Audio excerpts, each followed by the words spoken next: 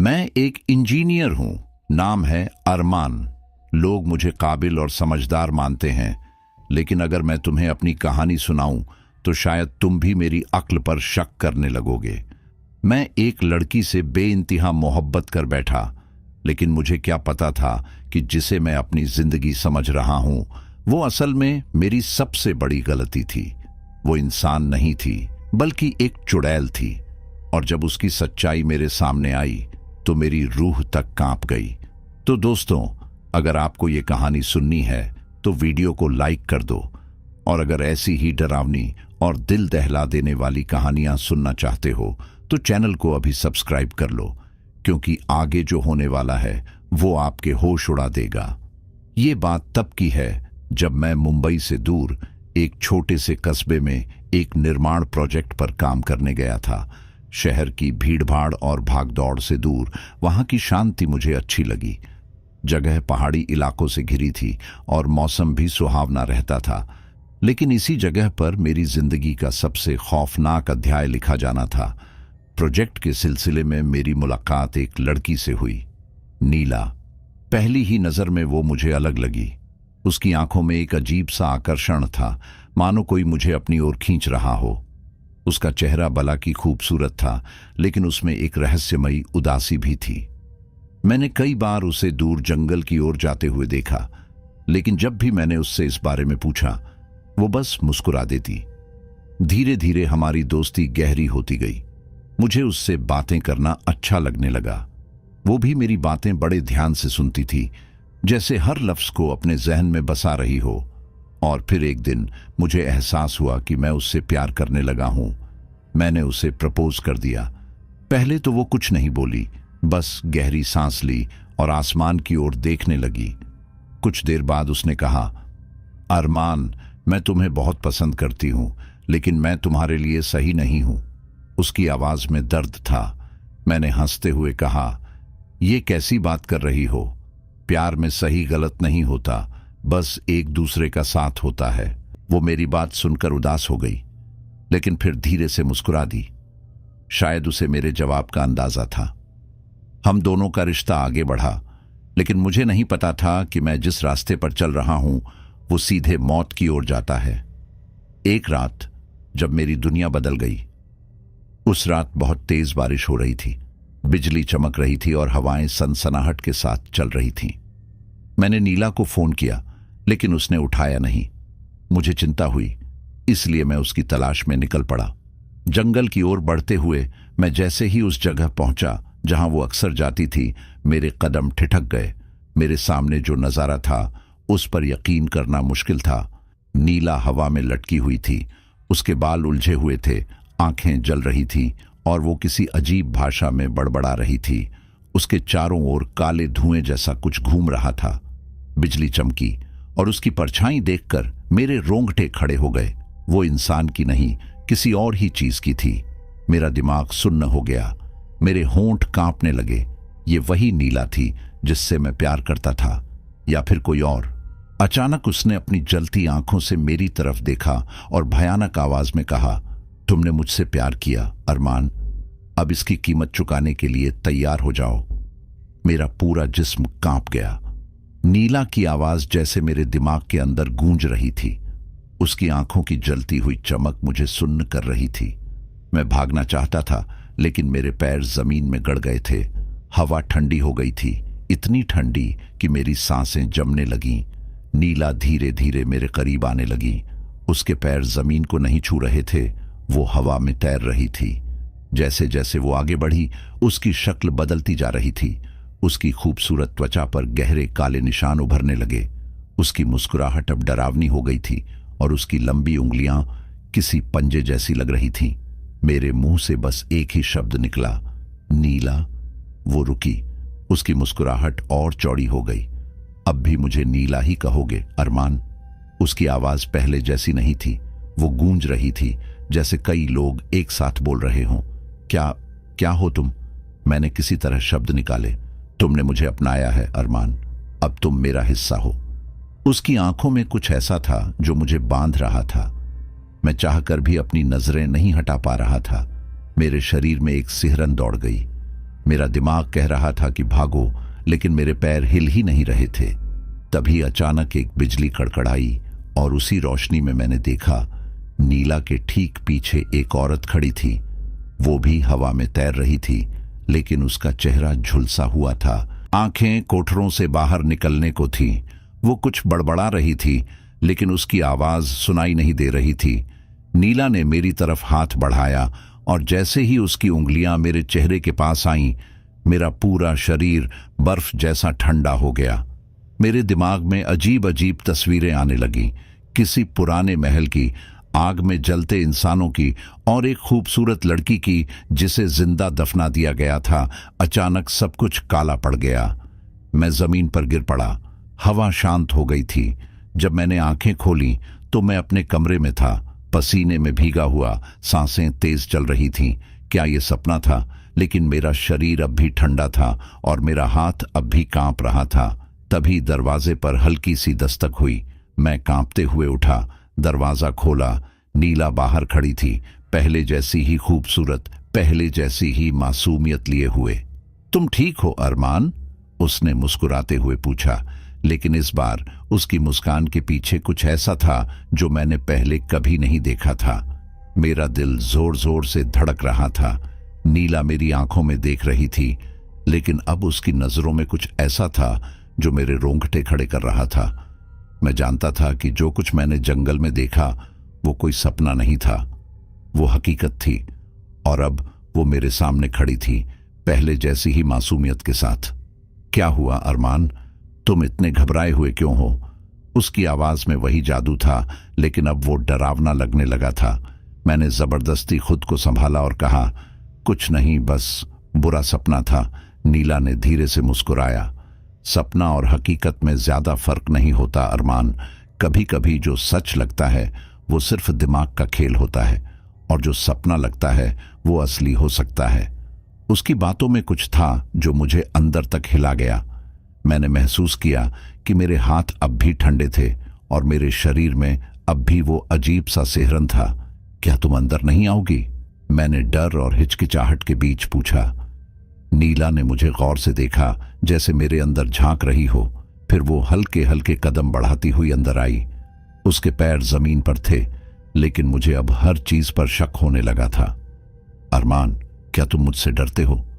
उसका ये सवाल सुनकर मैं अंदर तक कांप गया। मैं क्या जवाब दूं? अगर हां कहूं तो क्या होगा? अगर ना कहूं तो क्या वो और आगे बढ़ेगी? नहीं, ऐसा कुछ नहीं है, मैं जैसे तैसे बोला। नीला एकदम मेरे करीब आ गई, इतनी करीब कि मैं उसकी सांसें महसूस कर सकता था। लेकिन उसकी सांसों में कोई गर्मी नहीं थी, बल्कि वो बेहद ठंडी थी, जैसे बर्फ। उसने धीरे से कहा, तुम मुझसे प्यार करते हो ना?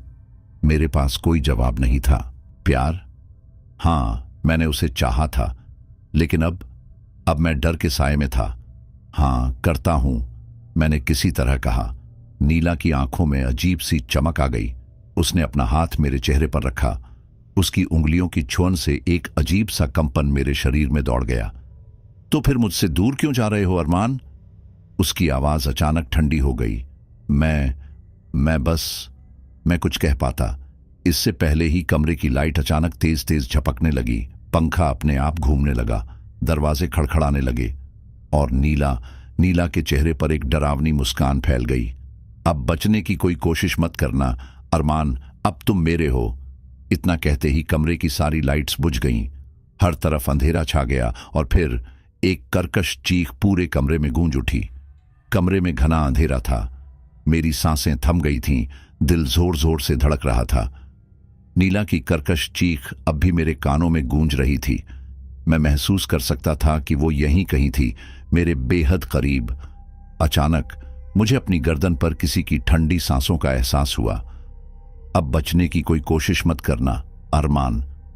नीला की फुसफुसाहट मेरे कानों में पिघले हुए शीशे की तरह उतर गई। मैंने हिम्मत जुटाकर अपने मोबाइल की टॉर्च ऑन की। रोशनी की हल्की किरणें जैसे ही कमरे में फैलीं, मैंने देखा नीला अब भी मेरे सामने खड़ी थी, लेकिन अब वो पहले जैसी नहीं थी। उसका चेहरा विकृत हो चुका था, आंखें काले गड्ढों में बदल चुकी थीं और उसकी त्वचा से जैसे धुएं के काले धागे निकल रहे थे। नीला, तुम क्या हो? मेरी आवाज कांप रही थी। उसने मुस्कुराते हुए अपना सिर हल्का सा झुका लिया, जैसे मेरा सवाल सुनकर मजा आ रहा हो। फिर वो आगे बढ़ी और मेरे ठीक सामने आकर रुक गई। उसके होठों से अब भी वही फुसफुसाती आवाज निकल रही थी, अब तुम मेरे हो अरमान। मैंने डर के मारे आंखें बंद कर लीं, लेकिन तभी मेरे दिमाग में वो अजीब अजीब दृश्य दोबारा चमक उठे। आग में जलते इंसान, महल और जिंदा दफनाई गई लड़की। मैं अचानक समझ गया कि ये सब कोई नई कहानी नहीं थी, ये सदियों पुरानी त्रासदी थी और मैं उसका हिस्सा बन चुका था। नहीं नहीं, ये नहीं हो सकता। मैंने खुद को इस डरावने जाल से निकालने के लिए जोर से चिल्लाया। अचानक कमरे की सारी चीजें कांपने लगीं, किताबें नीचे गिरने लगीं, खिड़कियां खुद ब खुद खुल गईं और हवा में एक सड़े हुए मांस की गंध फैलने लगी। तुम मुझसे बच नहीं सकते अरमान। नीला की आवाज अब चारों तरफ से आ रही थी, जैसे वो हर जगह थी। मैंने तुरंत भागने की कोशिश की, लेकिन मेरे पैर जमीन से चिपक गए थे। ऐसा लगा जैसे किसी ने मुझे जकड़ लिया हो। तभी मेरी नजर कमरे के कोने में पड़ी। वहां वही जली हुई औरत खड़ी थी जिसे मैंने जंगल में देखा था। वो धीरे धीरे मेरी ओर बढ़ रही थी। उसकी आंखों से खून बह रहा था और उसकी उंगलियां मेरी तरफ उठी हुई थीं। मैं पूरी ताकत लगाकर चीख पड़ा, छोड़ दो मुझे। और उसी पल एक जोरदार धमाका हुआ। कमरे की सारी खिड़कियां एक साथ टूट गईं। हवा में गूंजती चीखें अचानक थम गईं और मुझे ऐसा लगा जैसे किसी ने मुझे पीछे धकेल दिया हो। जब मैंने आंखें खोलीं तो सब कुछ शांत था। कमरे में कोई नहीं था। नीला गायब हो चुकी थी। जली हुई औरत भी कहीं नहीं थी। पर यह शांति किसी तूफान से पहले की खामोशी जैसी लग रही थी। मैं जमीन पर गिर पड़ा, हांफते हुए। लेकिन जैसे ही मैंने अपनी कलाई पर नजर डाली, मेरा दिल दहल गया। वहां गहरे काले निशान थे, जैसे किसी ने जलते हुए हाथों से मुझे छुआ हो। नीला शायद चली गई थी, लेकिन मैं जानता था यह खत्म नहीं हुआ था। मैं हांफते हुए जमीन पर गिरा पड़ा था। मेरा पूरा शरीर बेजान लग रहा था, लेकिन दिमाग तेजी से चल रहा था। क्या सच में नीला चली गई थी, या फिर यह बस एक शुरुआत थी? मैंने कांपते हुए अपने हाथों की ओर देखा। काले जलन के निशान अब भी चमक रहे थे, जैसे किसी ने दहकते अंगारों से मेरी कलाई को पकड़ रखा हो। मुझे अचानक एहसास हुआ कि यहां रुकना मेरी सबसे बड़ी भूल हो सकती थी। मैं घसीटते हुए किसी तरह उठा और कमरे से बाहर भागा। बाहर ठंडी हवा बह रही थी, लेकिन मेरे शरीर पर पसीना चिपका हुआ था। हर तरफ अजीब सी खामोशी थी, जैसे पूरी दुनिया सो चुकी हो। लेकिन फिर अचानक एक ठंडी फुसफुसाहट हवा में गूंजी। अरमान, तुम मुझसे दूर नहीं जा सकते।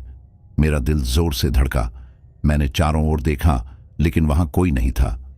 फिर वो आवाज दोबारा आई, इस बार और करीब से, तुम अब मेरे हो। मैंने अपनी पूरी हिम्मत जुटाई और वहां से भागने लगा। मुझे नहीं पता था कि मैं कहां जा रहा था, लेकिन बस भाग रहा था। मेरे दिमाग में बस एक ही बात थी, मुझे इस जगह से दूर जाना है। लेकिन जैसे ही मैंने जंगल की ओर कदम बढ़ाया, मेरे सामने अचानक नीला खड़ी हो गई। इस बार वो पहले से भी ज्यादा डरावनी लग रही थी। उसकी आंखें अब काली गुफाओं में बदल चुकी थीं और उसकी त्वचा पर गहरे काले निशान उभर आए थे। तुम मुझसे क्यों भाग रहे हो अरमान? उसकी आवाज में अब कोमलता नहीं थी, बल्कि एक अजीब सा क्रूर आनंद था। तुम कौन हो? क्या चाहती हो मुझसे? मैंने कांपते हुए पूछा। उसने धीरे से सिर झुकाया, जैसे मेरा सवाल सुनकर मुस्कुरा रही हो। फिर उसने अपनी लंबी उंगलियां मेरे चेहरे की ओर बढ़ाई। तुम्हारा प्यार हमेशा के लिए। इतना कहते ही उसने मुझे छू लिया, और जैसे ही उसने मेरी त्वचा को छुआ, मेरे शरीर में आग सी जल उठी। मैं जोर से चीख पड़ा, लेकिन मेरी आवाज जैसे हवा में घुल गई। मेरे अंदर कुछ बदलने लगा था, जैसे कोई अंधेरा मुझ में समा रहा हो। मैंने अपनी आंखें बंद कर लीं, लेकिन जब खोली तो मैं वहीं था, अपने कमरे में बिस्तर पर पड़ा हुआ। सब कुछ सामान्य लग रहा था, लेकिन जैसे ही मैंने आईने में अपनी शक्ल देखी, मेरी चीख निकल गई। मेरी आंखें अब वैसी नहीं थीं, वो बिल्कुल नीला की तरह काली हो चुकी थीं। मैं हक्का बक्का आईने में अपनी ही परछाई को घूर रहा था। मेरी आंखों के चारों ओर गहरे काले घेरे थे और आंखों की पुतलियां वो अब इंसानों जैसी नहीं थीं। उनमें एक गहरी रहस्यमयी कालिक थी, ठीक वैसे ही जैसी नीला की आंखों में थी। मैं जोर से चिल्लाया और पीछे हट गया, लेकिन जैसे ही मैं लड़खड़ाया मेरे कानों में वही धीमी फुसफुसाहट गूंजी, अब तुम मेरे हो अरमान। मेरा पूरा शरीर सिहर उठा। मैंने जल्दी से कमरे की लाइट जलाई, लेकिन लाइट झपकने लगी। पंखा अजीब आवाज करने लगा। दीवारों पर अजीब सी आकृतियां बनने लगीं, जैसे कोई छायाएं मुझ पर हंस रही हों। मैंने घबराकर दरवाजे की ओर दौड़ लगाई, लेकिन दरवाजा अंदर से बंद हो चुका था। अपने आप मैंने पूरी ताकत से दरवाजा खींचा, लेकिन वो टस से मस नहीं हुआ। तभी मेरे ठीक पीछे हलचल हुई। मैंने धीरे से गर्दन घुमाई और मेरा खून जम गया।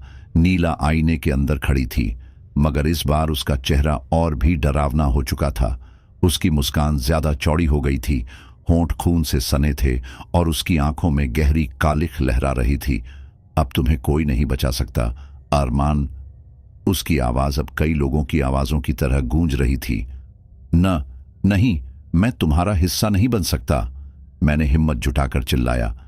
नीला हंसने लगी, लेकिन उसकी हंसी इंसानों जैसी नहीं थी। वो किसी टूटे हुए रेडियो की तरह अजीब, असामान्य और झनझनाती हुई थी। तुम्हें लगता है तुम्हारे पास कोई चॉइस है? इतना कहते ही अचानक आईना चटकने लगा। उसमें दरारें उभर आईं और उनमें से एक स्याह धुंध मेरे कमरे में फैलने लगी। मैं जमीन पर गिर पड़ा। मेरा शरीर अब धीरे धीरे सुन्न होने लगा था। अब तुम मेरी दुनिया में हो अरमान। नीला की आवाज अब हर कोने से गूंज रही थी। कमरा घूमने लगा, दीवारें सिकुड़ने लगीं, मेरी सांसें तेज हो गईं। मैं कुछ भी समझ नहीं पा रहा था और फिर सब कुछ अंधेरा हो गया। जब मेरी आंखें खुलीं तो मैं किसी अनजान जगह पर था। चारों तरफ धुंध थी, हवा में एक अजीब सी गंध थी, सड़ी हुई चीजों की, जैसे कोई लाश बहुत दिनों से यहीं पड़ी हो। दूर एक काला महल दिख रहा था, उसके ऊपर काले पक्षी मंडरा रहे थे। मैंने अपने हाथों की तरफ देखा। मेरी उंगलियां अब सामान्य नहीं थीं, वो अब नीला जैसी लंबी और नुकीली हो चुकी थी। मैं कांप उठा। तभी मेरे ठीक पीछे से एक जानी पहचानी फुसफुसाहट आई, स्वागत है अरमान मेरी दुनिया में। मैंने धीरे धीरे पीछे मुड़कर देखा। वहां नीला खड़ी थी, मगर अब वो पहले से भी ज्यादा डरावनी लग रही थी। उसकी त्वचा राख जैसी स्याह हो चुकी थी, उसकी आंखों के चारों ओर गहरे गड्ढे थे और उसकी उंगलियां लंबी और टेढ़ी हो चुकी थीं, जैसे किसी मरे हुए इंसान के नाखून बढ़ गए हों। अब तुम मेरे हो अरमान, उसकी फुसफुसाती आवाज मेरे कानों में गूंजने लगी। मैं घबरा गया और पीछे हटने लगा, लेकिन जैसे ही मैंने कदम बढ़ाया मुझे एहसास हुआ कि मैं जमीन पर नहीं खड़ा था। मैं किसी काले धुएं जैसी सतह पर खड़ा था जो हल्के हल्के हिल रही थी। मैंने चारों ओर देखा, जहां तक नजर जा रही थी वहां सिर्फ अंधेरा था। वो महल अब भी दूर दिख रहा था, लेकिन अब ऐसा लग रहा था जैसे वो धीरे धीरे मेरी ओर खिसक रहा हो। ये कहां हूं मैं? मेरी आवाज कांप रही थी। ये तुम्हारा नया घर है, नीला ने धीरे से कहा और उसकी मुस्कान और चौड़ी हो गई। नहीं, मुझे जाने दो, मैं यहां नहीं रह सकता, मैंने घबराकर चिल्लाया। नीला ने सिर झुका लिया, जैसे मेरी बात सुनकर उसे मजा आ रहा हो। फिर उसने धीरे धीरे अपना हाथ उठाया। उसी पल मेरी कलाई पर जलन होने लगी। मैंने नीचे देखा, वो काले निशान अब और ज्यादा फैल चुके थे, जैसे कोई अदृश्य जाल मेरी त्वचा के नीचे फैल रहा हो। अब तुम मुझसे कभी दूर नहीं जा सकते अरमान, नीला की आवाज जैसे मेरे दिमाग के अंदर गूंज रही थी। मैं दर्द से तड़प उठा, मेरा शरीर कांपने लगा, मेरे हाथ सुन्न होने लगे। मैं कुछ भी सोच नहीं पा रहा था, लेकिन तभी मुझे अपने अतीत की कुछ झलकियां दिखने लगीं। मेरा पुराना घर, मेरी मां, मेरे दोस्त और वो जिंदगी जो मैं हमेशा से जीना चाहता था। नहीं, मुझे वापस जाना है, मैंने पूरी ताकत से चिल्लाया। नीला की आंखें चमक उठीं। तुम बहुत देर कर चुके हो अरमान। उसने अपना दूसरा हाथ भी मेरी ओर बढ़ाया और उसी पल मेरे पूरे शरीर में एक झटके जैसा महसूस हुआ। मुझे लगा जैसे मेरी आत्मा मेरे शरीर से अलग की जा रही हो। मैं चीख पड़ा, लेकिन मेरी आवाज जैसे अंधेरे में घुल गई। मैं अब खुद को खोता जा रहा था। मेरा शरीर अब सुन्न हो चुका था, जैसे मैं किसी गहरे कुएं में गिर रहा था। मेरे चारों ओर सिर्फ अंधेरा था और नीला की खौफनाक फुसफुसाहट हर दिशा से गूंज रही थी। अब तुम मेरे हो अरमान, सदा के लिए। मैंने पूरी ताकत लगाकर आंखें खोली, लेकिन जो देखा उसने मेरी आत्मा तक को झकझोर दिया। मैं अब इंसान नहीं था। मेरी त्वचा राख जैसी काली हो चुकी थी। मेरी उंगलियां पतली और नुकीली हो गई थीं, और जब मैंने आईने जैसी किसी चीज में झांक कर खुद को देखा तो मेरी आंखें भी पूरी तरह काली पड़ चुकी थीं, ठीक वैसे ही जैसे नीला की। ये क्या कर दिया तुमने मेरे साथ? मेरी आवाज अब पहले जैसी नहीं थी। उसमें एक अजीब सी गूंज थी, जैसे कई आवाजें एक साथ बोल रही हों। नीला ने एक ठंडी मुस्कान के साथ मेरा चेहरा अपने लंबे ठंडे हाथों में ले लिया। तुम अब इस दुनिया के हो अरमान, अब हम एक हैं। तुम्हें अब वापस जाने की कोई जरूरत नहीं, क्योंकि अब वहां तुम्हारा कुछ नहीं बचा। झूठ, तुम झूठ बोल रही हो। मैंने खुद को छुड़ाने की कोशिश की, लेकिन मैं अब पहले जैसा नहीं था। मेरा शरीर किसी छाया की तरह हल्का हो गया था, जैसे मैं इस दुनिया का हिस्सा बन चुका था। नीला की मुस्कान और चौड़ी हो गई। अगर यकीन नहीं आता तो खुद देख लो। अचानक मेरे सामने का अंधेरा हटने लगा और मुझे अपनी पुरानी जिंदगी की झलक दिखने लगी। मेरा घर, मेरी मां, मेरे दोस्त। लेकिन जो मैंने देखा उसने मेरी रीढ़ की हड्डी तक को जमा दिया। मेरे घर में अब अजनबी लोग रह रहे थे। मेरी मां अब बूढ़ी हो चुकी थी और वो एक फोटो के सामने बैठी रो रही थी। वो फोटो मेरी थी। नहीं नहीं, ये कैसे हो सकता है? मेरी आवाज कांप रही थी। नीला ने धीरे से मेरे कान में फुसफुसाया, क्योंकि तुम अब जिंदा नहीं हो अरमान। मेरी सांसें तेज हो गईं। नहीं, ये सच नहीं हो सकता। तुम यहां सालों से हो अरमान। तुम्हें पता भी नहीं चला, लेकिन तुम्हारी असली दुनिया में समय बीत चुका है। तुम अब सिर्फ एक छाया हो, इस दुनिया के अंधकार का एक हिस्सा। अब तुम वापस नहीं जा सकते। मेरा दिमाग सुन्न हो गया। सालों से? नहीं, ये सच नहीं हो सकता। लेकिन अगर मैं अब इंसानों की दुनिया में नहीं था तो मैं कहां था? और फिर पहली बार मैंने अपने चारों ओर ध्यान से देखा। ये जगह एक जेल जैसी थी, लेकिन यहां सिर्फ अंधेरा था, और इस अंधेरे में मुझ जैसे कई और साए भी थे जो मुझे देख रहे थे, ठंडी खोई हुई आंखों से। मैंने धीरे धीरे अपने हाथों की ओर देखा। मेरी उंगलियां अब भी लंबी और भयानक थीं। मैं अब इंसान नहीं था, मैं भी उन्हीं साइयों में से एक बन चुका था। और फिर पहली बार मुझे एहसास हुआ कि अब मैं इस जगह से कभी नहीं निकल पाऊंगा। मैं हांफते हुए अपने हाथों को देख रहा था। मेरी उंगलियां अब भी लंबी और नुकीली थीं। मेरी त्वचा राख जैसी हो चुकी थी और मेरी आंखें। मैं अब इंसान नहीं था। नहीं नहीं, मुझे वापस जाना है, मैंने चिल्लाकर कहा, लेकिन मेरी आवाज अंधेरे में घुल गई। नीला धीरे धीरे आगे बढ़ी और अपनी ठंडी उंगलियां मेरे चेहरे पर फेरने लगी। तुम अब वापस नहीं जा सकते अरमान। तुम अब इस दुनिया के हो, हमेशा के लिए। मैंने खुद को छुड़ाने की कोशिश की, लेकिन मेरा शरीर अब पहले जैसा नहीं था। मेरी ताकत खत्म हो रही थी। तभी पीछे से कई और आवाजें गूंजने लगीं। नया आया है, इसे भी हमारी तरह कैद कर दिया गया है। अब यह भी अंधेरे का हिस्सा बन चुका है। मैंने घबराकर चारों ओर देखा।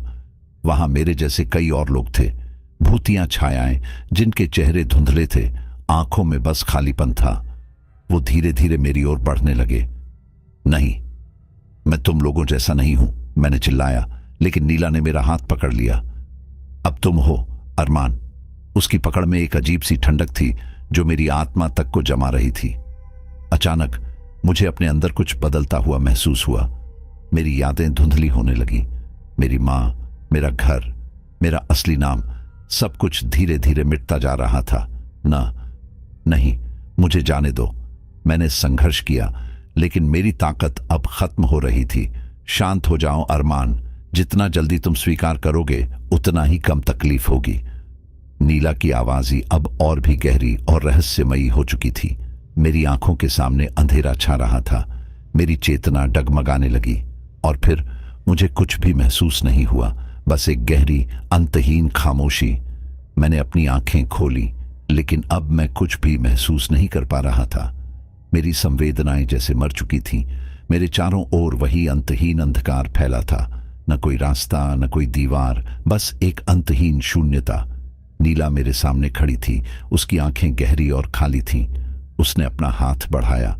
अब तुम मेरे हो अरमान, हमेशा के लिए। मुझे एहसास हुआ कि मेरी यादें और भावनाएं अब धीरे धीरे मुझसे छिन रही थीं। मैं भूलता जा रहा था कि मैं कौन था, कहां से आया था और मैंने इस सब की शुरुआत कैसे की थी। नहीं, मुझे वापस जाना है, मैंने बुदबुदाया, लेकिन मेरी आवाज अब किसी गूंजती हुई फुसफुसाहट जैसी लग रही थी। नीला ने मेरी ठुड्डी को अपने लंबे ठंडे हाथों से ऊपर उठाया और मेरी आंखों में झांका।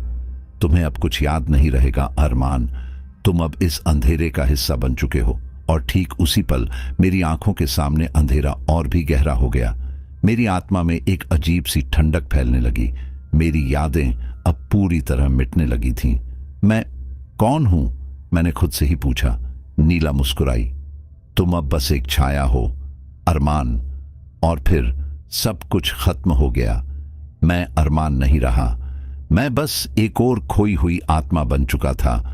उन हजारों सायों में से एक जो इस अंधेरे में भटक रही थीं, कभी न लौटने के लिए।